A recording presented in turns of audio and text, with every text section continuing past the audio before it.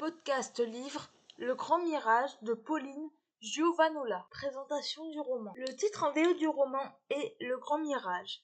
Il a été publié en France en 2019 aux éditions Librinova. Il fait 202 pages. Je lui ai mis la note de 5 sur 10 et le conseille aux adultes. 4e de couverture. D'un côté, il y a Rosie, une jeune femme qui fait des ménages et mène une existence médiocre dans la petite ville d'Edmondvilliers. L'espoir que son bien-aimé Serge quittera un jour sa femme handicapée pour elle la fait tenir. De l'autre, on trouve la troupe du Grand Mirage, un cirque sur le déclin qui regroupe des individus aussi attachants qu'énigmatiques. Deux univers, deux styles de vie, deux manières d'être au monde que tout semble opposer, à moins qu'ils ne soient unis par l'ombre d'un passé douloureux.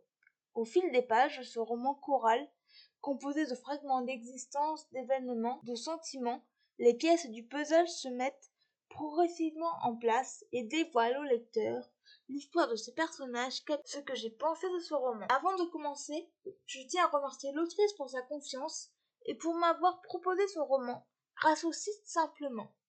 Malheureusement, je n'ai pas tellement accroché à cette lecture. Nous suivons Rosie, qui est éperdument amoureuse de Serge, qui est marié. Elle rêve de vivre avec lui. D'un autre côté, il y a Adrien, un jeune garçon de 12 ans, qui vit dans une troupe de cirque. Leurs histoires vont-elles s'entremêler? Les personnages sont attachants. Rosie est une jeune femme éprise de Serge, qui est un homme marié. Elle ne cache pas son amour.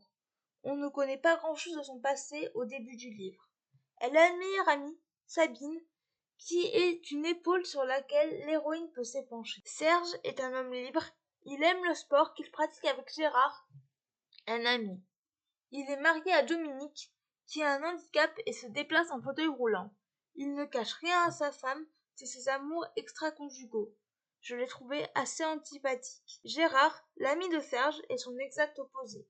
Il est timide, n'a pas confiance en lui et souhaite trouver une compagne. Adrien est un jeune garçon de 12 ans qui vit dans une troupe de cirque. Il est élevé par son grand-père, Salvatore. Il aimerait connaître ses origines. Salvatore, le grand-père d'Adrien, n'a pas eu une vie facile. Il cache des secrets. Les autres personnages sont corrects. L'intrigue est simple. Malgré tout, je n'ai pas vraiment accroché et je pense que j'ai eu du mal à la comprendre. Le roman est très court. Il fait 202 pages. L'écriture est simple, efficace. Pauline Giovanola peut, à certains moments, être assez directe. L'univers du cirque est bien retranscrit. J'ai bien aimé me retrouver sous le chapiteau du Grand Mirage. La fin est bien. En bref, une lecture mitigée. Je remercie encore une fois l'autrice pour sa confiance. Extrait du livre. Lorsque Serge met de la distance entre eux, Rosie se sent telle une enfant perdue.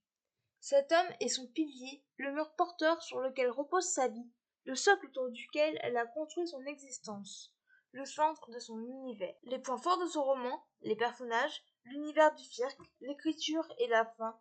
Les points faibles de ce roman, l'intrigue. Voilà, c'en est tout pour ce podcast. J'espère qu'il vous aura plu.